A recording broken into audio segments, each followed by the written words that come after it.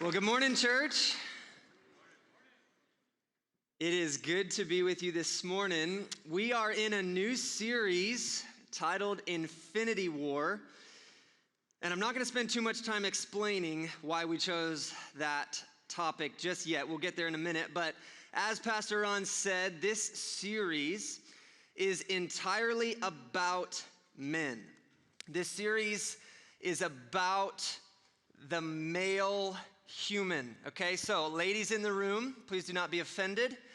Ideally, if done well, this series is gonna make your life better, okay? So this is just as much for you as it is for your husbands, the fathers, the grandfathers, and the young men, the sons in this room, all the mothers, ideally, after this series, are going to thank us so much because their young men are going to be more like Christ. And so this series is designed to discuss what it looks like to be a godly man. And so we're going to talk about godly men, okay? Godly men. And we throw this term out often.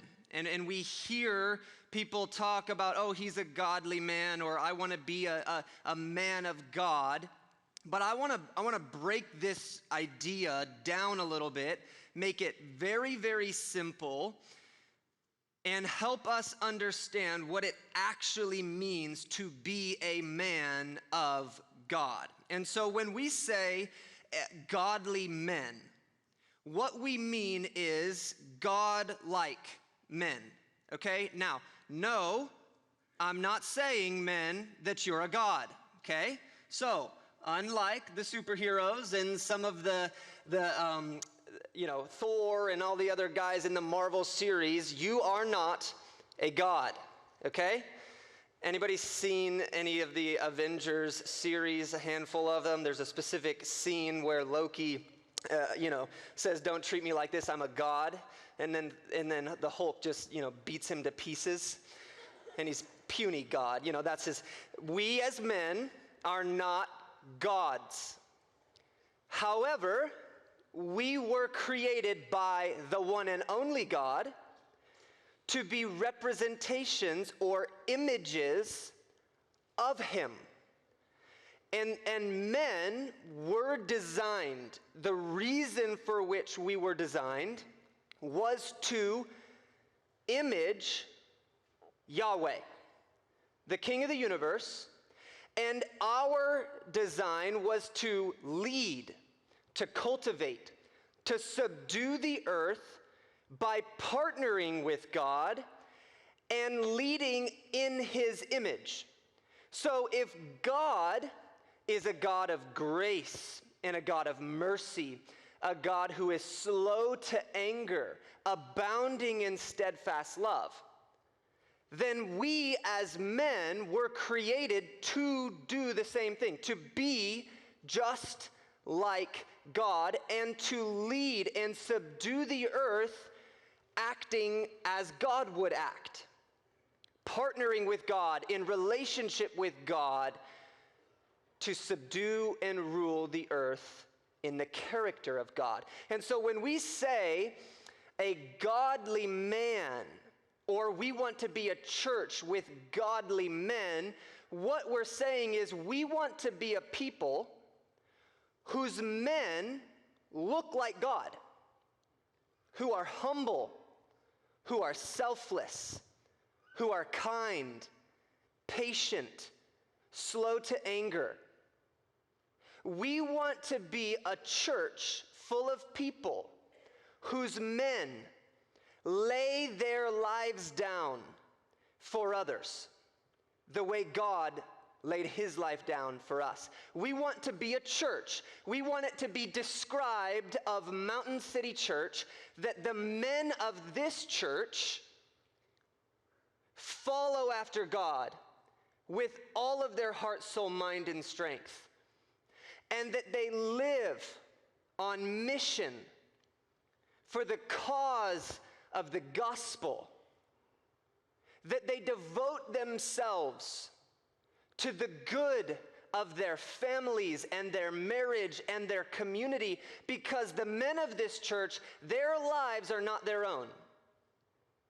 Their lives are not for their retirement or for all the things that they have envisioned for themselves. Their lives, the men of this church, are a group of men who have emptied themselves the way Jesus emptied himself, and we have given ourselves fully to God and to others, to love God and to love others. And so that's what we are going to unpack in this series. I want to draw your attention to a quote, and I'll explain why it's relevant, but John Maxwell is famous for saying this quote: "Everything rises and falls on leadership." And we're going to talk a little bit today about what it looks like for men who were created to be the image of God. We're going to talk about what it looks like for men to lead in the character and the nature that God leads.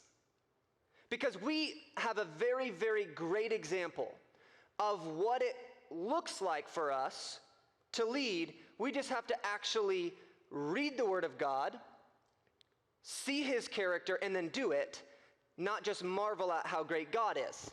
That's great.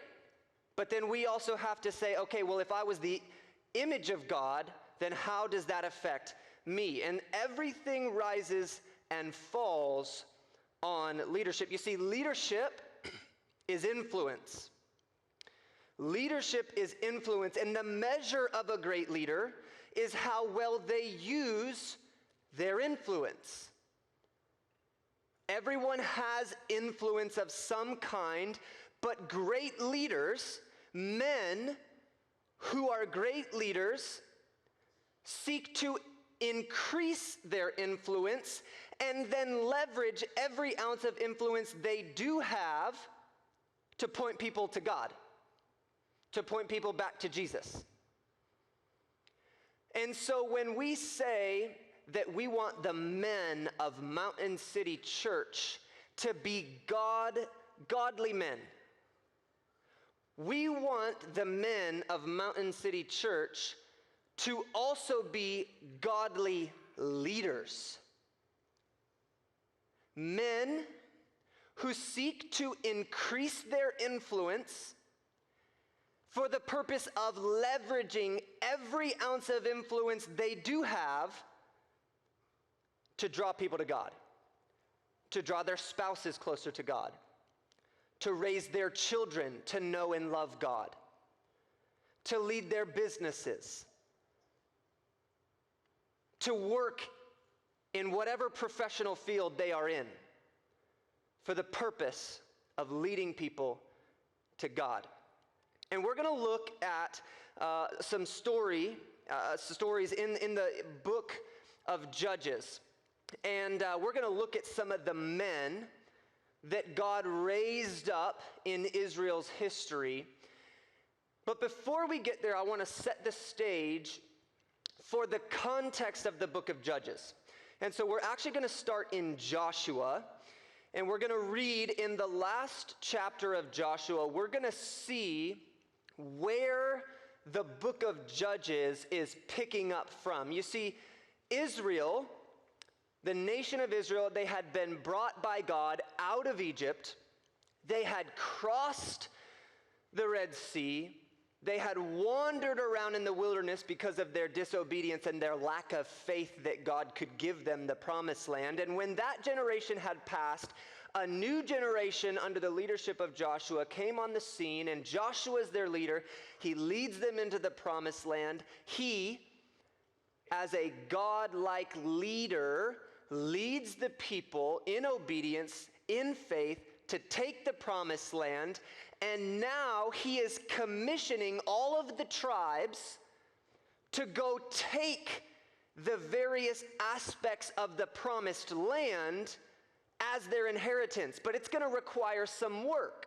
It's going to require some effort and some faith on the tribes of Israel, because they're going to have to go conquer and kick out some of the pagan nations that are still dwelling in the land. And so Joshua is commissioning them, and he's encouraging them, and he's motivating them. And so this is what he says. He says, now therefore, fear the Lord and serve him in sincerity and in faithfulness. Put away the gods that your fathers served beyond the river and in Egypt, and serve the Lord. And if it is evil in your eyes to serve the Lord, choose this day whom you will serve, whether the gods your fathers served in the region beyond the river, or the gods of the Amorites in whose land you dwell. But as for me and my house, we will serve the Lord. Then the people answered, far be it from us that we should forsake the Lord to serve other gods. For it is the Lord our God who brought us and our fathers up from the land of Egypt, out of the house of slavery, and who did those great signs in our sight and preserved us in all the way that we went, and among all the peoples through whom we passed. And the Lord drove out before us all the peoples, the Amorites who lived in the land. Therefore we also will serve the Lord, for he is our God. But Joshua said to the people, you're not able to serve the Lord, for he is a holy God. He is a jealous God. He will not forgive your transgressions or your sins. And if you forsake the Lord and serve these foreign gods, then he will turn and do you harm and consume you after having done you good. And the people said to Joshua, no, but we will serve the Lord. Then Joshua said to the people, well, you are witnesses against yourselves that you have chosen the Lord to serve him. And they said to him, we are witnesses. He said, then put away the foreign gods that are among you and incline your heart to the Lord, the God of Israel. And the people said to Joshua, the Lord our God we will serve, and his voice we will obey. So Joshua made a covenant with the people that day and put in place statutes and rules for them at Shechem. And Joshua wrote these words in the book of the law of God, and he took a large stone and set it up there under the terebinth that was in the sanctuary of the Lord. And Joshua said to all the people, behold, this stone shall be a witness against us, for it has heard all the words of the Lord that he has spoken to us. Therefore it shall be a witness against you, lest you deal falsely with your God. So Joshua sent the people away, every man to his inheritance. So here's the setting. Joshua, he's commissioning the leaders of Israel to follow God, to serve God. They had watched as God, the God of the universe, preserved their lives, brought them out of slavery, and did all of these signs and wonders and miracles, proving he was truly the Almighty One. And so Joshua is saying, hey, listen, no longer are you going to sit here under my individual leadership, but now you, the people, are going to scatter and disperse across the promised land, but you, the tribes, have to now decide whether or not you're going to follow God. You have to make it a decision deep in your heart that it's going to be your choice. For me and my house, we will serve the Lord, but you must do it. And the people said, yes, yes, yes, we will. We will. And God makes a promise to them. So as we transition then into the book of Judges, the book of Judges tells what happens post Joshua's leadership as the people are in the land. And God is very clear as to what he's going to do should the people remain faithful to him, or should the people prostitute and whore themselves, as the word says, to other gods. It says this, in Judges 2, then the Lord raised up judges who saved them out of the hand of those who plundered them. You see, very, very, very early on, the people who said, we will serve the Lord, they eventually died. And their children, who had not witnessed the goodness of God, who had not witnessed the miracles, who had not witnessed the works that God had done for them, they lost that conviction to serve Yahweh and Yahweh alone. And before they knew it, because they had not obeyed God and cast all of the pagans out of the promised land, they became just like them. They started intermarrying with the women of the pagan nations. They started worshiping the gods and even doing some of the same practices as the people. And so God's hand would be removed from them. Because just like Joshua said, God's going to let you be consumed if you continue to pursue the way of wickedness and evil. Then the Lord raised up judges who would save them out of the hand of those who would plunder them. Yet they did not listen to their judges, for they whored after other gods and bowed down to them. They soon turned aside from the way in which their fathers had walked, who had obeyed the commandments of the Lord, and they did not do so. And whenever the Lord raised up judges for them, the hand of their enemies, from the hand of the enemies for all the days of the judge. For the Lord was moved to pity by the groanings of Israel because of those who afflicted and oppressed them.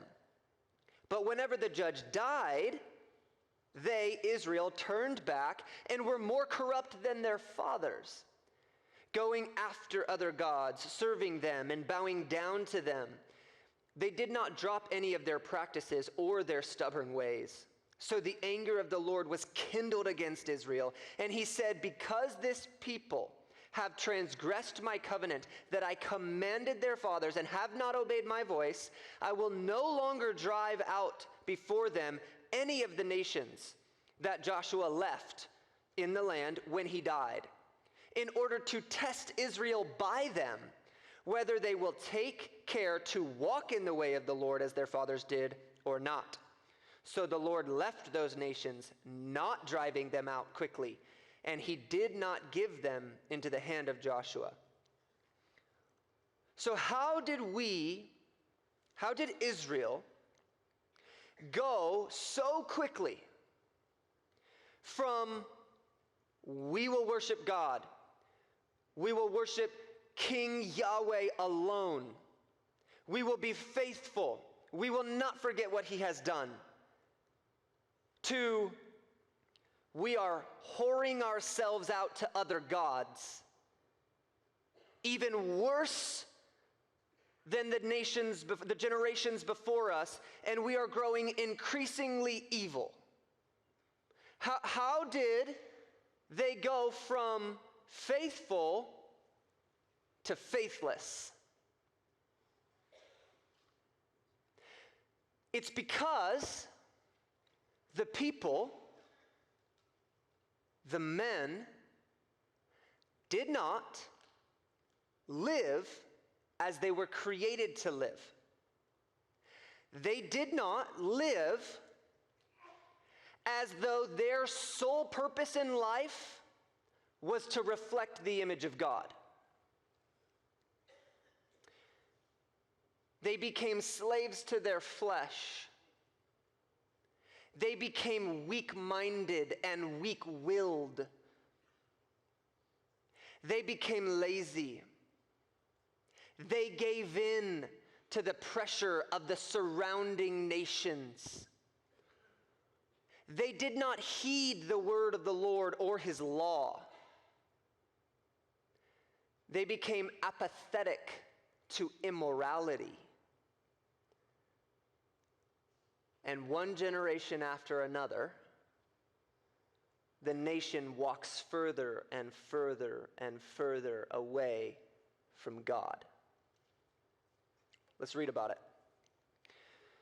When Joshua dismissed the people, so this actually is just before that last passage I read, it says the people of Israel went each to his own inheritance to take possession of the land. And the people served the Lord all the days of Joshua and all the days of the elders who outlived Joshua, who had seen all the great work that the Lord had done for Israel. And Joshua the son of Nun, the servant of the Lord, died at the age of 110 years, and they buried him within the boundaries of his inheritance in Timnath-Heres, in the hill country of Ephraim, north of the mountain of Gash. And all the generations also were gathered to their fathers, and there arose another generation after them who did not know the Lord or the work that he had done for Israel. And the people of Israel did what was evil in the sight of the Lord, and served the Baals. And they abandoned the Lord, the God of their fathers, who had brought them out of the land of Egypt. They went after other gods from among the gods of the people who were around them, and they bowed down to them, and they provoked the Lord to anger. And the people of Israel did what was evil in the sight of the Lord, and they forgot the Lord their God, and served the Baals and the Ashtoreth. And that phrase right there, and the people of Israel did what was evil in the sight of the Lord, is then scattered throughout the entire book of Judges. Because they would do what was evil, and then, since God's hand was not upon them, they would be judged by the people around them. God's wrath and God's fury took the form of the removal of his provision, and so the people around them would destroy them, and then they would cry out to God and say, God, why have you forsaken us? And God would be moved, and he would send them a judge who would get them realigned to righteousness, who would save them, who would bring them out of their slavery. And then, very quickly, they would go right back down the path of corruption. And there's this constant ebb and flow throughout the entire narrative of Israel's history, of the people saying, yes, we will worship God, and then very quickly going and doing the exact opposite, and then being judged and crying out to God and saying, God, please forgive us, and so God forgives them, and then very quickly they do the exact same thing, and they go back further away from God, and then they cry out to God because they're in slavery, and then God preserves them, he saves them, he sends a hero to step in, and they're like, yes, this is great. And then they quickly go right back to their evil. We see in Judges 3:12, and the people of Israel again did what was evil in the sight of the Lord. Judges 4:1, and the people of Israel again did what was evil in the sight of the Lord. We see then that same phrase, Judges 6, Judges 8, Judges 10, Judges 13, Judges 18 through 20, there's an entire story of the people of God living so corruptly and so wickedly that the other nations of Israel are incited against one particular tribe of Israel, and they want to destroy it because their corruption is so great. You see, the people forgot God. The men of Israel stopped doing what was right. The men of Israel forgot God, and by that they took their eyes off of who God is, and they were then slowly led down a path of their own corrupt desire, which then led to depravity throughout the entire nation. Depravity throughout the entire nation. And we're going to see as we continue in this series some of the men that God did raise up as a beacon. And what's interesting about these men that God raises up is these men are not perfect men. These men are not flawless. But in the end, these men submit themselves to God, and God chooses to use them. You see, the reason we chose this title of Infinity War is because we as men, from the beginning of time, have been fighting this battle. This battle of what we want versus what God created us for. From the beginning of time, men have been in conflict between what we in our flesh see as good and what God in his divine wisdom says is good. And we have examples throughout all of history of what it looks like when men choose their flesh or when men choose to honor God. And we see the downfall of what happens when men choose their flesh, and we see the reward of what happens when men choose to honor God. And so for all the men in this room, this battle that we face is not new to us. This conflict that we have to do what's right, to do what's honorable, to fight our flesh, to put it to death, it's not new. It's as old as humanity. Unfortunately, what's also as old as humanity is us not doing what we were created for and us doing what looks right in our own eyes. And we as a church don't want to make the same mistakes that so many people of Israel made. That so many people throughout history have made. We want to be a church whose men pursue, strive for, and with their whole hearts chase what God intended them to be.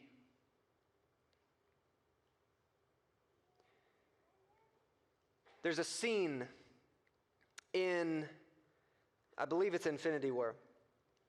And if you haven't seen it, spoiler alert, sorry. It's been out for a while, so that's on you. Where a handful of the Avengers are fighting Thanos. He has the Infinity Glove gauntlet thing, and they're trying to get it off of him so that he doesn't snap everybody into non-existence. And Dr. Strange is working through all of these possibilities so that he can find which path leads to them being able to actually destroy Thanos. And basically by the end of it, there's only one way. But he can't tell anybody that way because the way is for them to lose. And for Thanos to win. And for Thanos to obliterate everybody. There's this scene then where in the end, the only way to win is to lose. What's crazy for us as men, the way that we win is actually to acknowledge that we could never perfectly image God in our fallen state. We were dead in our trespasses and sins. We were slaves to corruption and evil. And God looked down upon men and he acknowledged that the only way to redeem man was to become one. To be the man that no man could ever be. And so what's crazy about the dichotomy of the gospel story is that God didn't look down upon man and find one righteous enough for the standard of his holiness. He looked down upon men and he acknowledged that the only way to save them was to become the man that no man could be. And that is the beauty of the gospel. That is the difference between our faith in King Yahweh and every other religion. Because every other religion says, work harder, become better. And in the scripture, the biblical story is, you're never good enough. No matter how hard you try, you are never going to embody perfectly the standard that God has set. But Jesus did. And so, men, what that does then to us is we say, woe is me. I am undone before the creator of the universe. I know what I was created to be, and I know who I am.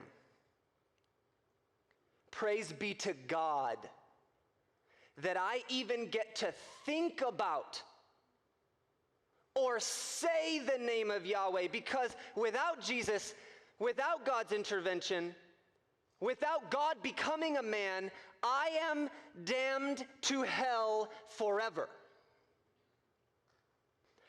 But thanks be to God, who in his divine sovereignty saw it fit to save us.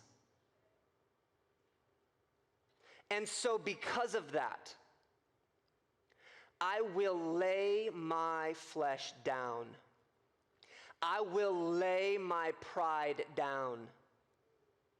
I will do whatever it takes to honor God and the sacrifice that he gave so that I could have a relationship with him. I will lay down my desires. I will lay down my anger. I will lay down my flesh. I will lay down my pride. I will lay down every weight or hindrance that impedes me from chasing after God. I won't be perfect. I don't have to be. That's why Jesus came.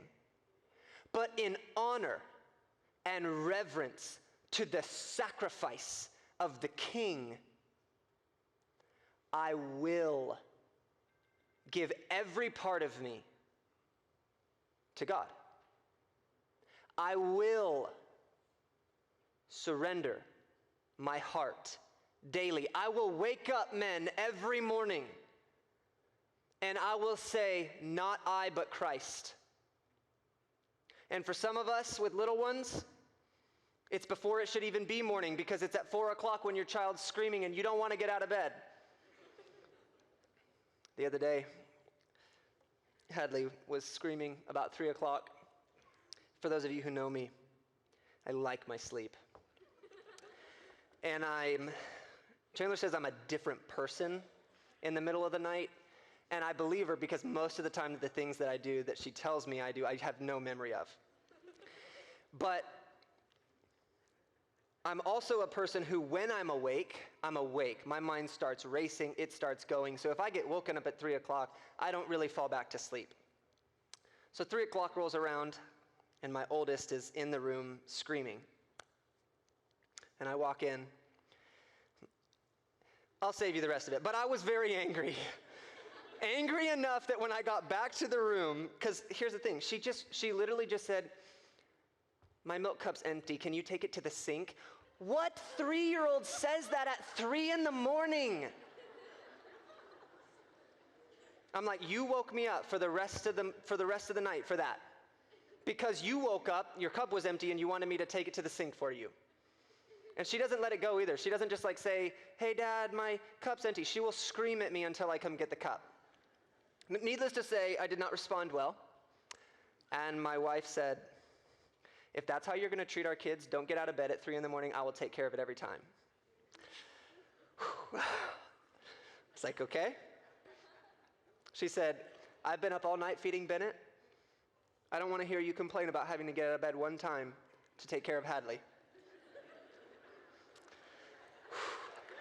Yeah. Moms are something else. I don't know how you do it. But men, it means laying down our anger, our inconvenience. Because like Christ, we lay our lives down for our wives. And the way we parent our children is that when we think of what it means to be a dad, it should be your goal for your children to know the character of God just by looking at you. It should be your goal every day as you parent your children to say, how can I make my child know the nature of God better by my interaction with them? How can I paint for them such a clear depiction of God's character by how I love them, by how I care for them emotionally and physically?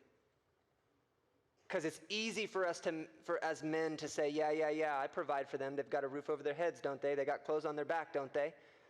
And then we berate them. And we're angry with them. We give them no emotional connection whatsoever. And we wonder why our children are suffering. We have to take care of them. Because that's what it means to be a godlike man. You see, the king's original design, was for his human imagers to partner with him, to rule and subdue, to lead the earth and its inhabitants. And it's time that we, the men of God's church, it's time we, the men who claim to be followers of Jesus, it's time that we actually work to embody his character. It's time that we reflect on the gospel and let it transform us from the inside out. It's time that we get in the Word. And when we read what the Word says, we don't judge its validity based on our conviction about it. We just do what it says. It's time that when we read the Word, and it says, be angry and do not sin, we say, oh, okay. Or when it says, lay your life down and love your wife, we don't dismiss that and say, yeah, I'll get to that one day. But we devote ourselves to that every single day. And when it says, work heartily as to the Lord and not to men, we show up early to work. And we give our very best for every minute until the job is done. So that when the world looks at us, they go, wow, you're different. It's time that when we read the Word, and it says you're supposed to be the salt and the light, we take that as a personal mission statement to be the salt and the light. And I could go on, but men, it's time. It's time. We want to be men who display the character, the very nature of God in everything we do. Men who take ownership of what it means to be God's imager, and we actually do it. We want to be God-like men. We want to be God-like men, not men who think themselves gods. And we all know men who run their household like they're the king of the universe.